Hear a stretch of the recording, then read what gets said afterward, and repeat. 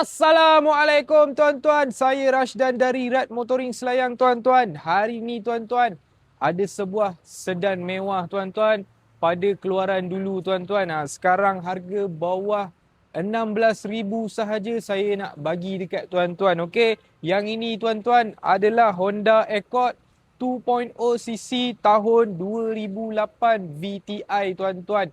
Kereta ni tuan-tuan, dari segi ketahanan saya dah tak perlu nak cerita, saya dah tak perlu nak sembang dengan tuan-tuan. Memang lasak tuan-tuan, spare part pun tak mahal, mampu milik, minyak pun okey, CC pun okey, 2.0 dalam RM370 sahaja setahun tuan-tuan. Okey, tuan-tuan tengok, dia dah siap dengan skirting dekat tepi. Rim pun handsome tuan-tuan. Rim 16 inci. Bunga tayar pun masih lagi tebal tuan-tuan. Macam tayar baru tuan-tuan. Body paint kereta ni tuan-tuan boleh tengok dekat-dekat sikit tuan-tuan. Memang cantik.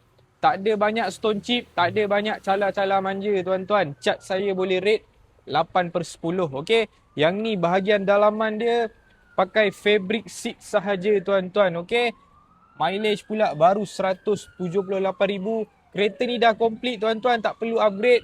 Dah siap ada Android player, dah siap ada reverse camera tuan-tuan.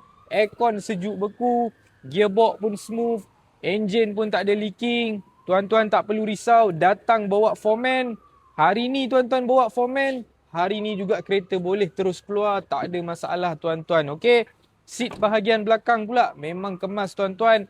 Tak ada terkoyak, tak ada kulat tuan-tuan. Bukan kereta parking, bukan kereta banjir, bukan kereta total loss tuan-tuan. Kereta-kereta saya ni, semua kereta-kereta yang terjaga, terpakai tuan-tuan. Okey. Saya tunjuk dekat tuan-tuan bahagian bonet dia pula. Accord ni, dia punya persamaan dengan Camry. Bonet dia tuan-tuan. Bonet dia memang luas. Sesuai tuan-tuan nak bawa barang, nak jalan jauh, nak muatkan apa-apa barang sekalipun, tak ada isu lah tuan-tuan. Okey. Segala jenis tool ada, tayar spare pun ada, nut ada, jet ada tuan-tuan. Tak perlu risau. Okey, ni ada reverse camera siap-siap tuan-tuan dekat belakang ni. Okey.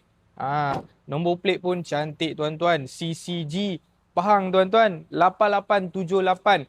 Kalau tuan-tuan rasa tuan-tuan anak jati Pahang, boleh ambil. Okey. Tuan-tuan, yang ini saya nak menjual dengan harga 15,800 sahaja. Harga ni dah siap tukar nama, dah siap puspakom tuan-tuan. Tak ada goreng-goreng lagi tuan-tuan. Macam mana saya buat video, macam mana saya review, itulah harga yang tuan-tuan datang depan-depan.